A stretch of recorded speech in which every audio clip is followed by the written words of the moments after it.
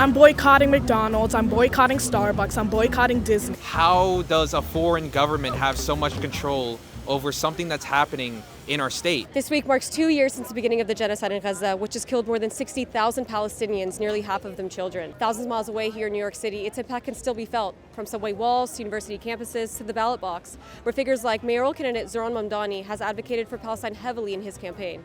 We're here to ask New Yorkers how they think the war on Gaza has touched the city and what they've seen change since it began.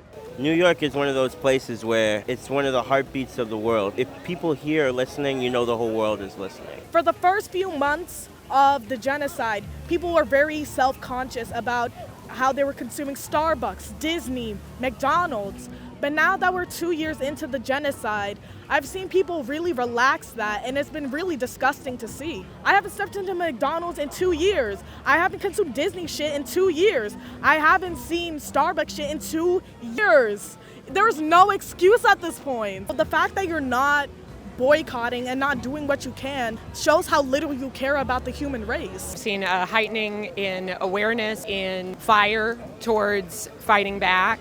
I've seen, of course, a heightening in flags and a heightening in the symbolism of the watermelon, the colors of green, red, and black. A lot of understanding that our tax dollars, that we don't have any control over where they're going. They are going straight to this genocide. We have such a high tolerance for everyone here. And with that, New York is always going to have the world's best interests.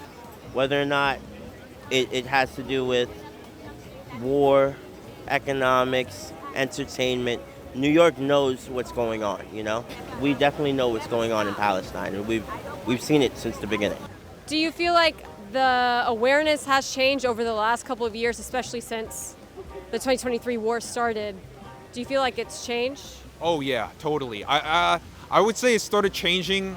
I'd say like halfway through this year, people started really opening their eyes and seeing why the fuck does a foreign government have so much control over the politics here. I think people are finally opening their eyes and seeing what's going on. Mostly, I feel bad for the Jews that live here because they have to face like genuine anti-Semitism.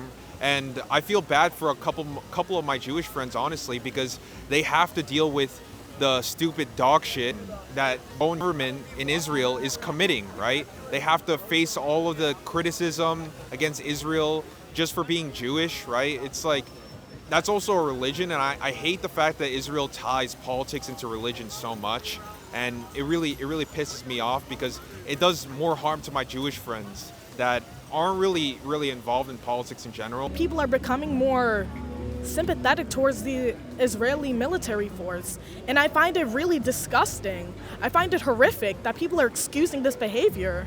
I see a lot of hostage posters around the city, but I also see a lot of Palestinian protests, which really warms my heart to see that people still are going strong for this movement and people are still caring about the people in Palestine. I have a lot of friends that do graffiti, so a lot of them, since the such situation been going on, every time they do their tag, they'll write "Free Gaza" next to their graffiti name. So that's been fire. And I actually have like friends that have family over there, so I've been seeing more like a different side of it too, outside of just like everything in the city. Like one of my friends' grandma's house got bombed, so to see that was like actually giving me more in depth about like how crazy it is out there.